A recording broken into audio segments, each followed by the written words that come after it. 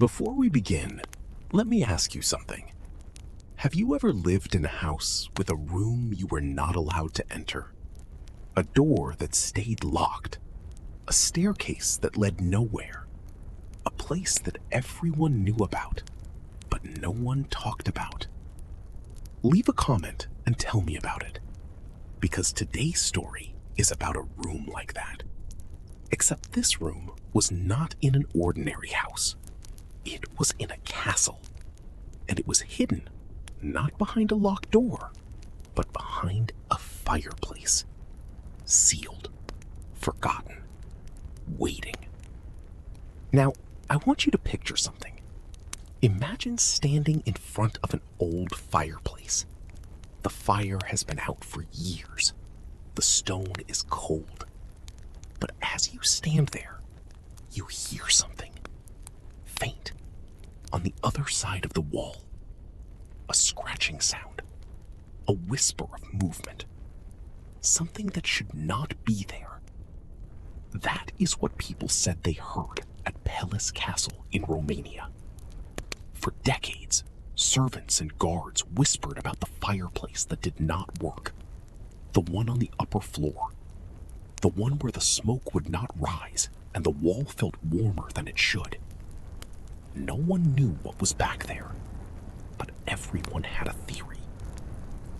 This is the story of that room, and what happened when someone finally decided to open it. Romania is a country famous for its castles. Some are perched on cliffs, some are hidden in deep forests, and almost all of them come with stories. Stories of princes and prisoners, and things that go bump in the night. The most famous of those stories is about a man named Vlad Tepes. You know him as Dracula. He was real. He lived in the 1400s. He was not a vampire. He did not turn into a bat. But he was ruthless, and he did imprison his enemies. Sometimes in dungeons, sometimes in secret rooms. That is where the legend begins. After Vlad died, people told stories about hidden chambers in old castles, rooms where prisoners were kept, rooms that were sealed shut because whatever was inside was too terrible to face. Palace Castle was not built in Vlad's time. It came much later, in the late 1800s, but the legend followed it anyway. Let me take you inside so you can see it. Turrets reaching for the sky, balconies with intricate carvings, a grand staircase of white marble, chandeliers of crystal and gold. The castle sits at the edge of the Carpathian Mountains, surrounded by forests so thick that sunlight barely touches the ground. It was built for King Carol I, a man who loved art and technology. The castle had central heating, a movie theater, even a hidden telephone system. For its time, it was one of the most advanced buildings in Europe.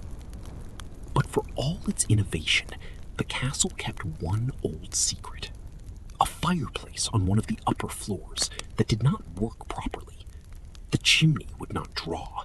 The smoke would not rise.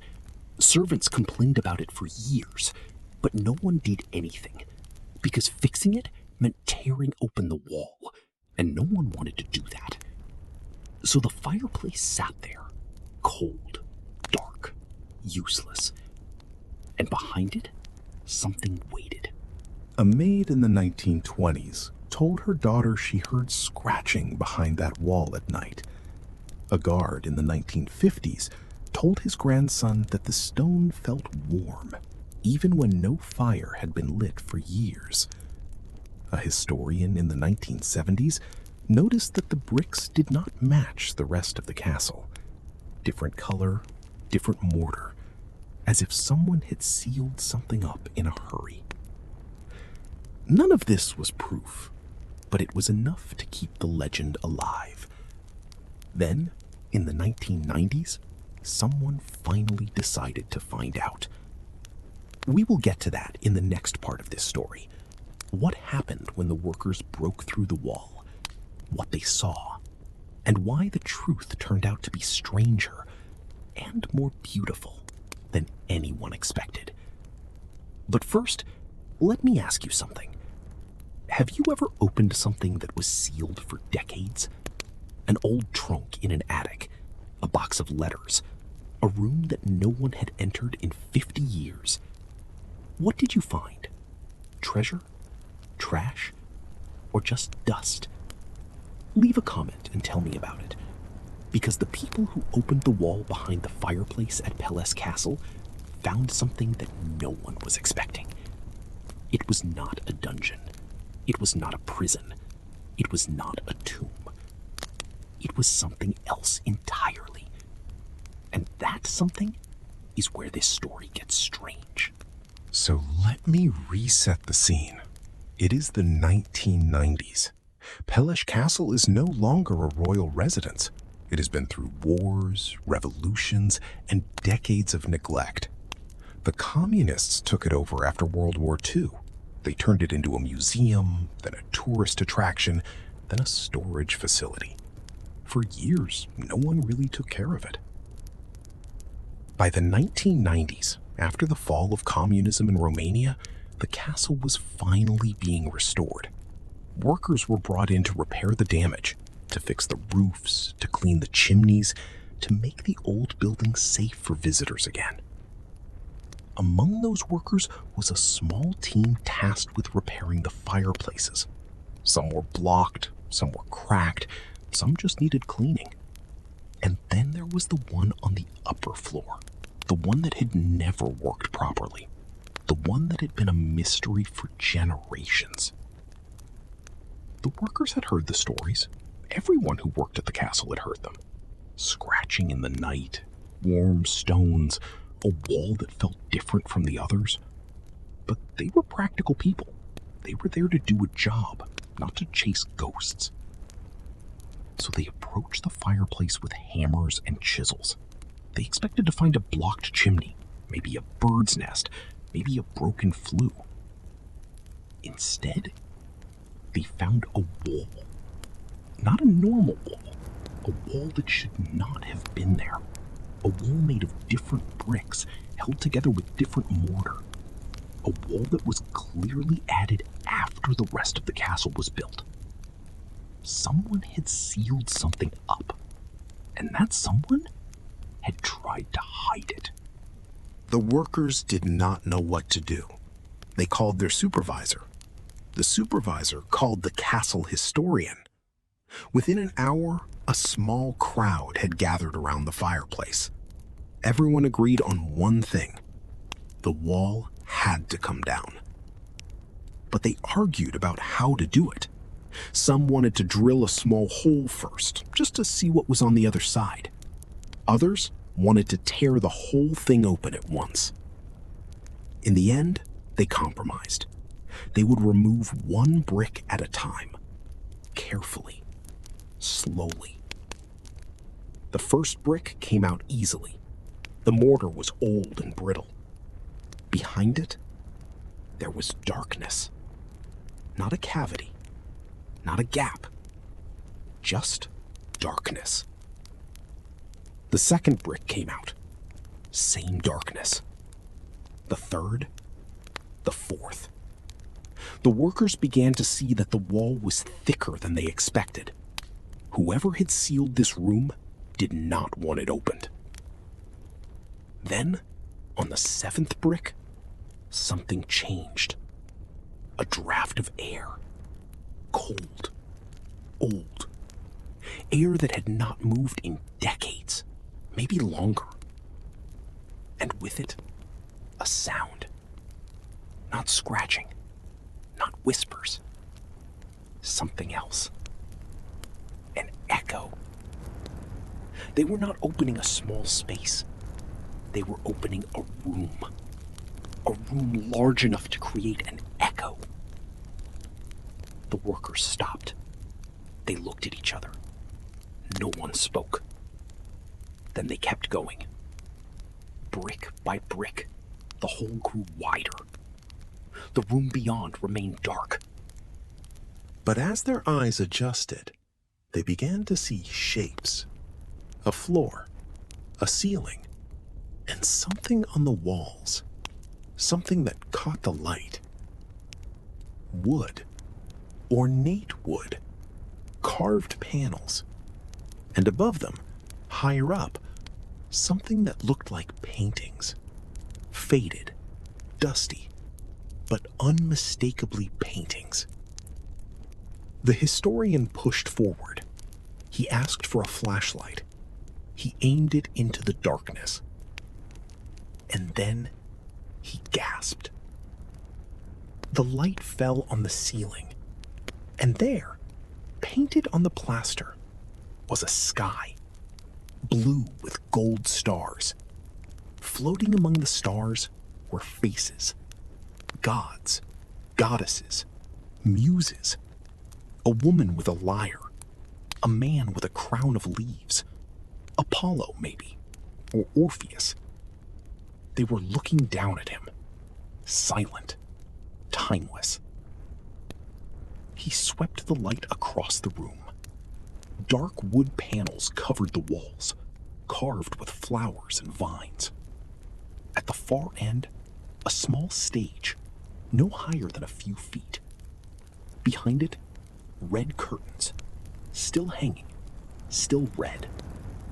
And scattered around the room, wooden chairs pushed against the walls, broken, dusty, but unmistakably chairs. He was standing in a theater, a private theater, hidden behind a fireplace, sealed away for decades, forgotten by everyone.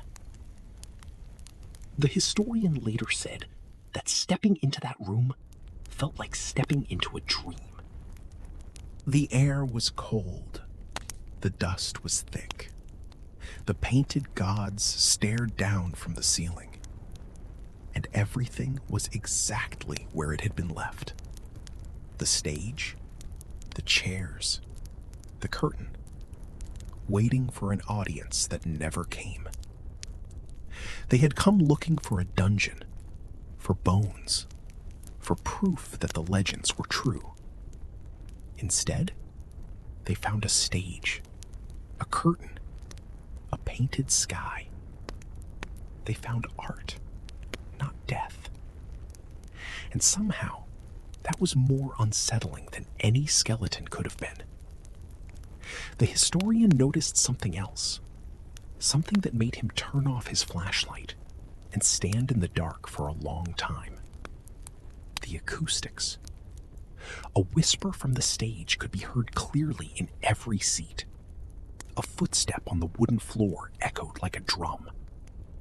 The room was designed not just to look beautiful, but to sound beautiful.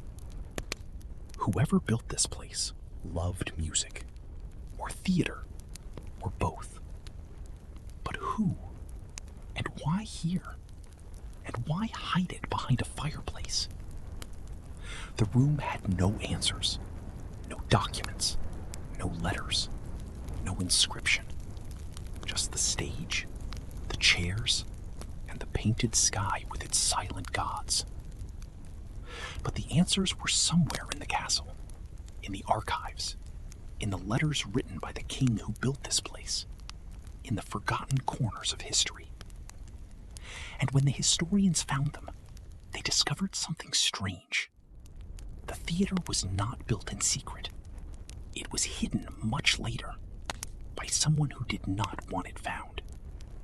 Who and why? We will get to that in the next part of this story, because the story of the theater behind the fireplace is not just about a room. It is about a mystery that involves a queen, a secret love, and a lie that was told for almost a century. But first, let me ask you something.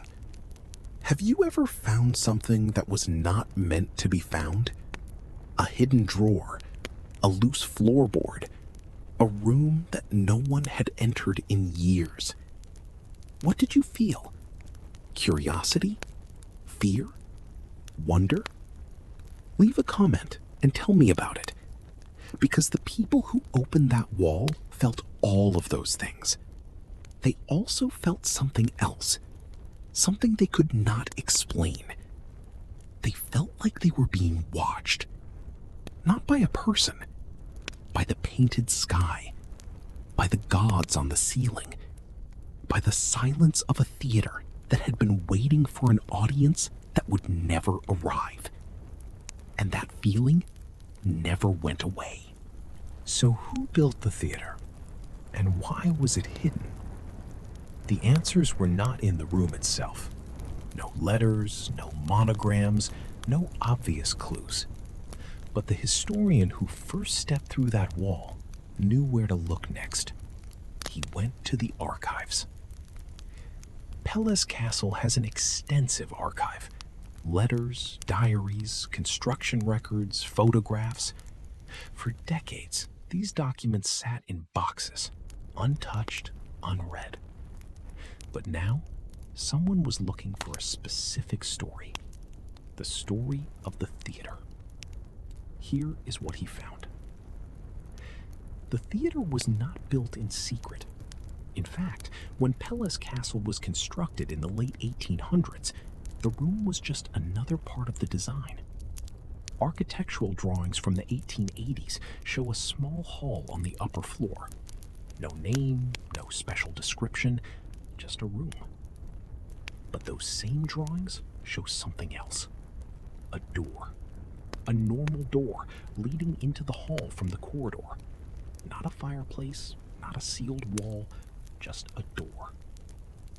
So the theater was not always hidden. At some point, someone decided to seal it off, to block the door, to build a fireplace in front of it, to erase it from memory. The question is, why? Let me introduce you to the people who lived in Pelle's castle. King Carol I built the castle.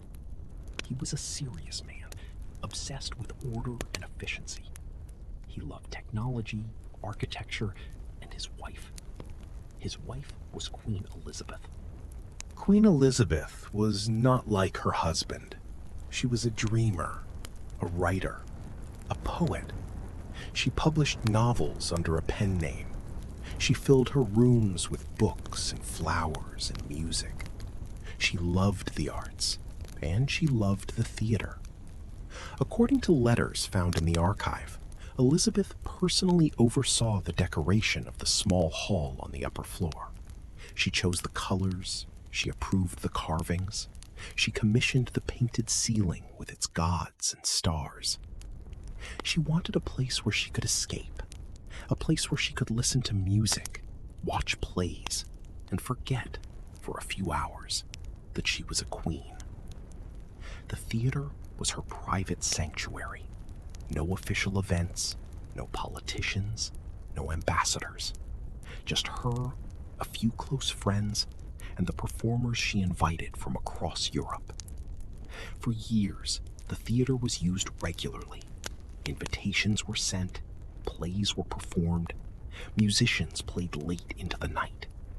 The small room echoed with applause and laughter. So, why was it sealed? The answer involves a man whose name does not appear in most history books. A man who was not a king, not a politician, not a general. He was a musician. His name was Adrian. I will not use his full name because his family still lives in Romania, and this story is still sensitive for some people. Adrian was a violinist, a young man, talented, handsome. He was invited to play at the castle in the early 1900s. The queen heard him. She was impressed. She invited him back, again and again. The letters from that period are careful, polite, but between the lines, you can see something growing. The queen wrote about his music with a warmth that she did not use for anyone else. She mentioned his name more often than seemed necessary. She made sure he was invited to every private gathering in the theater. Did something happen between them? The archive does not say. no confession, no scandalous letter. But the timing is suspicious. In 1906, the theater was used for the last time. A small concert. Adrian played. The Queen was there. The King was not. Shortly after that concert, the theater was closed. No explanation, no announcement, just silence.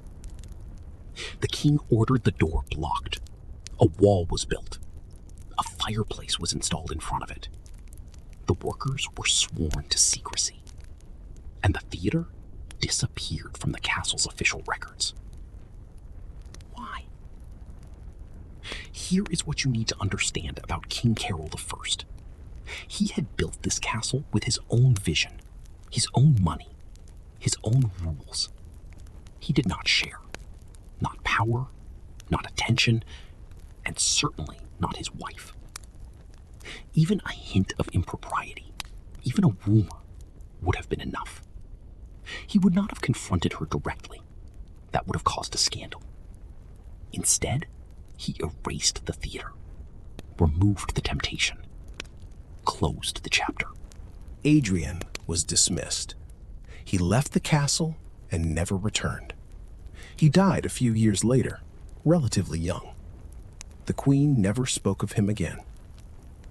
But here is where the story takes a strange turn. In 1914, King Carol I died. Queen Elizabeth could have reopened the theater. She was the Queen Dowager now. No one could have stopped her. She did not. Why? Some historians think she did not want to reopen old wounds. Others think she simply lost interest. But there is another possibility. One that comes from a single sentence in a letter she wrote to a friend months after the king's death. She wrote, "Some places hold memories too heavy to revisit. It is better to let them sleep." She never explained what she meant, but she was not talking about the king. The letter was written about the theater, about the room behind the fireplace, about the painted sky and the wooden chairs, and the silence of an audience that had stopped coming. She chose to let it sleep. Let me ask you something before we continue. Have you ever had a place you could not return to? A room that held too much memory? A house you had to drive past without stopping? Leave a comment and tell me about it. Because Queen Elizabeth made that choice, and she never explained why. For almost 100 years, the theater remained sealed. The fireplace sat cold and useless. The servants whispered about scratching in the night. The guards felt warmth coming from the stones. The legends grew, but no one opened the wall. Until the 1990s. Until the workers with their hammers and chisels. Until the historian with his flashlight. And when they finally stepped inside, they found everything exactly as it had been left. The chairs were still there, the curtains still hung, the painted gods still stared down from the ceiling, waiting. Here is the question that no one has answered. If the king ordered the theater sealed, why did no one reopen it after he died? Why did the queen, who loved this place, choose to let it sleep? Why did the servants and guards, and later the communists, and later the restorers, leave that wall untouched for decades? Was it respect for the king's wishes? Fear of what they might find? Or something else? Something in that room. Something in the painted sky. Something in the silence that made people want to turn around and walk away. The workers who opened the wall said they felt it. The historian felt it. The guides who now show the theater to visitors say they feel it too. A presence. Not hostile, not friendly, just aware. But there is something else. Something that most visitors do not notice. Something that the historian saw only after hours of staring at the ceiling. The stars. The gold stars painted on the blue plaster. They are not random. Some are larger than others. Some are grouped together. Some are connected by thin, barely visible lines. If you look at them from the right angle, if you let your eyes adjust, the stars form a pattern, a specific pattern, a constellation. But it is not a real constellation. It does not exist in the night sky. Someone painted this pattern on purpose. Someone arranged the stars in a specific way. Someone wanted to leave a message in the stars, a message that no one had noticed for almost 100 years. What does it mean? Who put it there? And why? We will get to that in the final part of this story, because the pattern in the stars changes everything. It suggests that the theater was not sealed because of a jealous husband. It suggests something stranger, something that involves the queen, the musician, and a secret that was never meant to be found. But first, let me ask you one more thing. Have you ever looked at something 100 times before noticing the detail that changed everything? A pattern in the wallpaper, a hidden signature in a painting, a date carved into a stone that no one had ever read. Leave a comment and tell me about it, because the stars on the ceiling of the theater waited almost a century for someone to really look at them.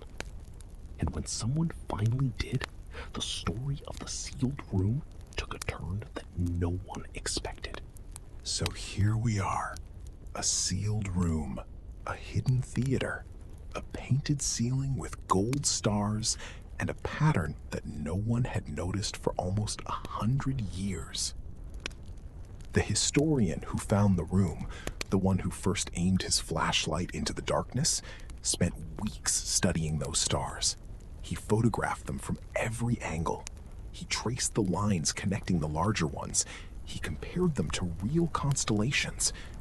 And then he made a discovery. The stars on the ceiling do not match any real sky, but they do match something else. Have you ever seen a musical score? The notes on a page, arranged in lines and spaces, each one marking a specific pitch, a specific moment in time? That is what the stars looked like. A musical score, written in light, hidden in plain sight. The historian was not a musician. He did not understand what he was seeing, but he knew someone who might. He contacted a musicologist from the University of Bucharest, a woman who specialized in 19th century Romanian music. Together, they transcribed the stars, dot by dot, line by line. It took them 3 weeks. What they found was a melody, a short piece of music, only about 30 seconds long, but unmistakably a composition, written for a string instrument, a violin most likely. The musicologist recognized the style. She had seen it before in old manuscripts from the early 1900s. The composer was not a famous musician. He was a young man, talented, forgotten. His name was Adrian. The violinist. The one who played for the queen. The one who was dismissed from the castle. The one who died young. He had left a message. Not a letter, not a confession, a melody, painted on the ceiling of the theater, hidden among the stars, waiting for someone who could read music to find it. Here is what the melody says. I am not a musician, so I cannot play it for you, but I can tell you what the musicologist heard when she read those notes. It is a sad melody, slow, minor key, a melody that sounds like goodbye. But there is something else in it, something beneath the sadness, A question, a repeated phrase that rises at the end, as if asking for an answer that never comes. The musicologist described it as a conversation. One voice speaking, then silence, then another voice answering from far away. But the second voice is faint, uncertain, as if it is not sure it is allowed to speak at all.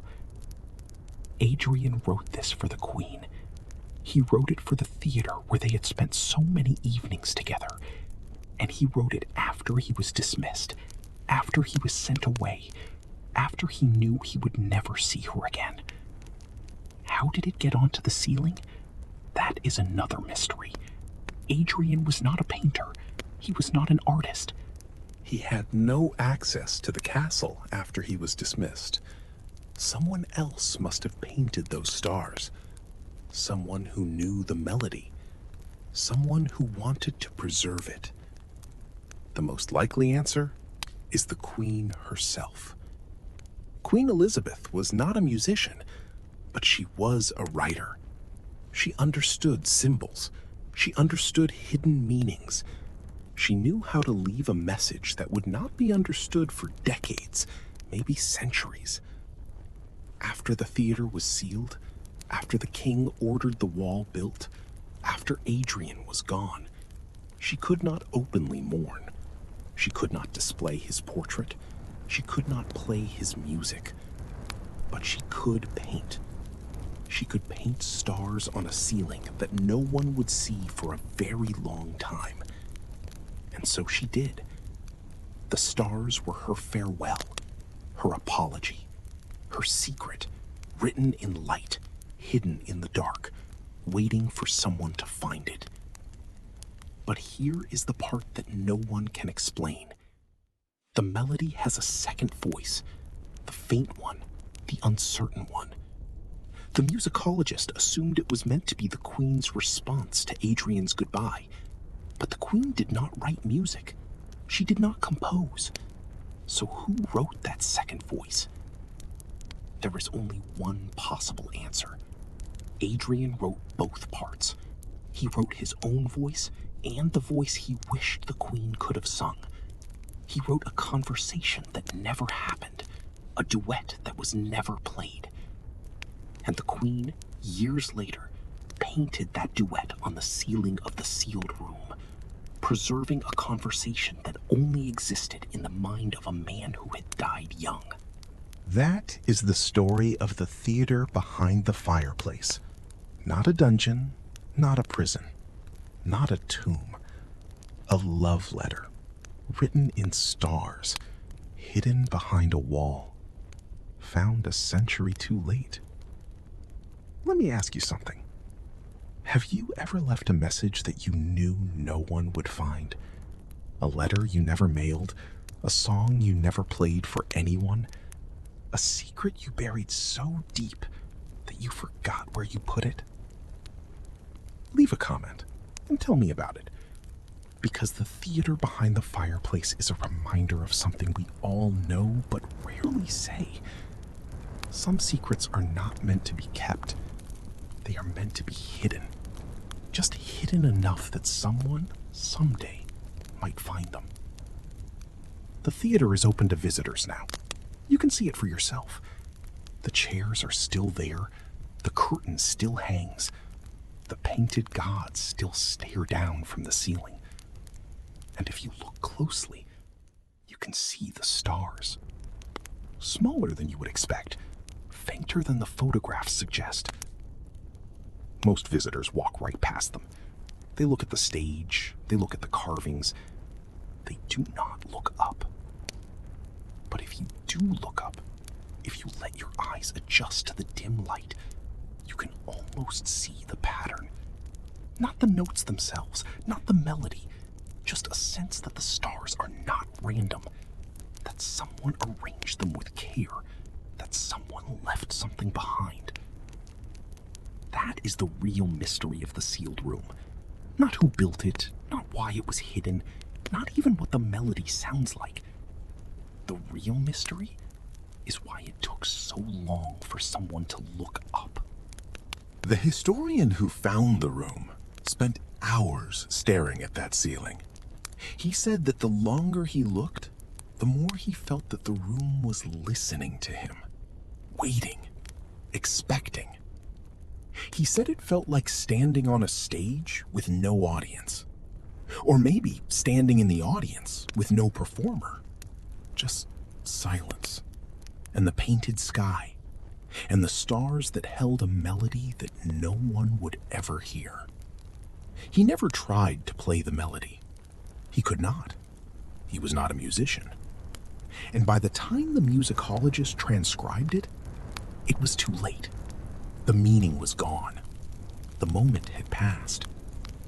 Perhaps that is how it was meant to be. A duet that was never played. A conversation that never happened. A love letter written in stars and read by strangers 100 years later. That is not a tragedy. It is just a reminder.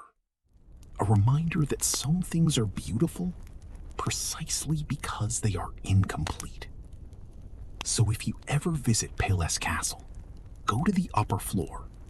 Find the fireplace that does not work. Look for the wall that does not match. And if you find the room, look up. The stars are still there, waiting, silent, holding a melody that no one will ever hear. And that is exactly how the Queen wanted it. That is all for me today. If you want to hear more stories like this, stories about secrets hidden in plain sight, about messages left for strangers, about the strange and beautiful things humans do when they think no one is watching, then hit subscribe. There are more rooms waiting to be opened, more stars waiting to be read, more secrets waiting to be found. Until next time, look up. You never know what might be looking back.